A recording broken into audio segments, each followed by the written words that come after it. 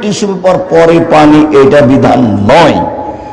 এরপরে 40 কদম হাঁটা, এটা তো প্রশ্ন আসে না।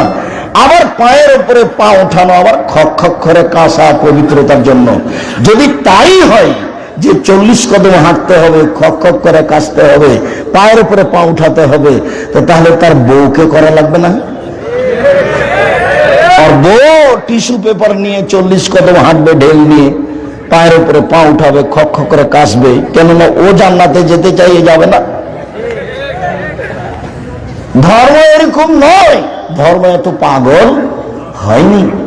চাঁপাইনবাবগঞ্জের মহিলার বৈঠকে বলছে, বুবু শাড়ি পরে নামাজ পড়িও না বুবু, শাড়ি পরে যদি নামাজ পড়ো বুবু তাহলে একটা ল্যাঙ্গট পরে নিও, নইলে বুবু লজ্জা স্থানের যোগাযোগ মাটির সাথে হবে, বুবু মাটি অভিশাপ করবে।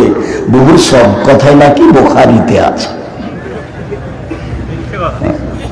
একেবারেই মিথ্যে। এইটা যেমন 40 কদম হাঁটা একেবারে মিথ্যে, সব নবীর বৈশিষ্ট্য এটা। সমান এক